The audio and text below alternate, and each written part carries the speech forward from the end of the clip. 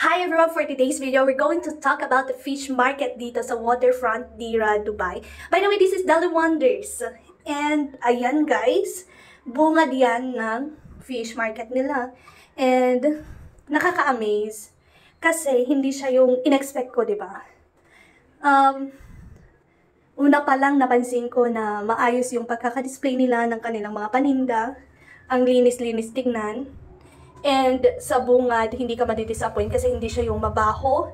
Tsaka, as you can see, yung floor nila hindi basa.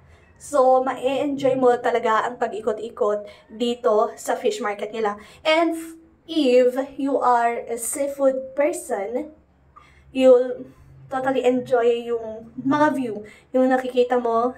And marami kang option na pagpipilian ng mga gusto mong ulamin, gusto mong bilhin. So, tara guys, samahan nyo akong ikutin yung kanilang fish market.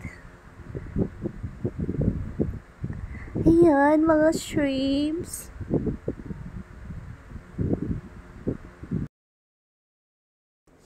So, ayan, sa aming pag-iikot, ayan, nakakita kami ng shark. Ang cute! So, ayan, paulit-ulit siyang binabalikan ng anak ko. Pag nakikita niya yung shark, napapakanta siya ng baby shark.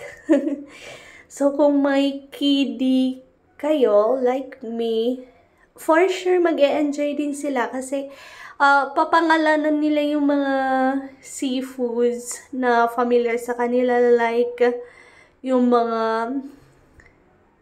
crabs, shrimps, shark, diba? Tapos clams. Talagang mag-e-enjoy din sila. And ayun, no. Gustong-gusto niyang nilalapitan yung mga crabs, shark. Ganun. Tingnan niyo yan, yung pagkaka-display ng mga seafood na yan. Diba? Nakaka-amaze siya. Pag maayos na naka-display, ang linis-linis talaga tingnan. Nakakainganyo na bumili. Lobsters. Tapos ano to? Pusit. Mga ganyan, oh. Diba? And by the way, nalinisan na pala yung mga dinidisplay nila dito, eh. Yun, oh. Nalinisan na. So, ayan. Papunta tayo doon sa,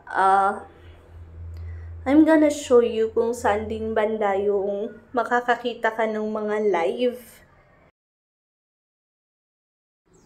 And here we are, guys. So, dito sa area naman na to, may mga mini aquariums kung saan nakalagay yung mga lobsters na yan. Diba, ang cute-cute nilang tingnan. Yan, oh. There. Yan, ang cute ang lalaki nila. So, ang ganda picturean, ang ganda videohan. Pag may mga bata din kayo or kiddies na kasama, mag-e-enjoy sila dito. Makakakita sila ng maliliit na fishes na yan, oh. Diba?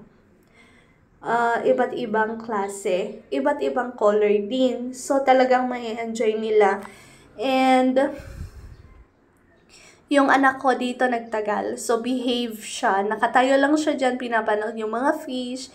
And then, yung turtle na maliit, nag-iisa lang yan doon. Gustong-gusto niya yan.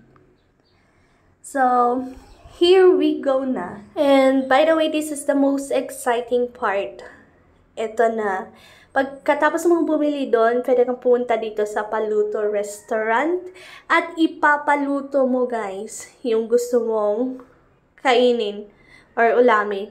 So, since summer time na andun kami, sobrang init, gabi talaga kami nakakalabas, ayan. So, this is for dinner. So, ipaluto mo lang sa kanila yung gusto mo. So, ipaluto mo lang na ipaluto yung mga gusto mo. And what I can say, ang sarap ng pagkakaluto nila. So, ayan. Tapos, ayan. Ayan, busog na. Inubos na. Yan talaga yung nagustuhan namin sa lahat. So, ayan. Yan lang for today, guys. Thank you for watching and thank you for the support. Ngayon lang ulit tayo nakapag-update. So, have a good one, everyone.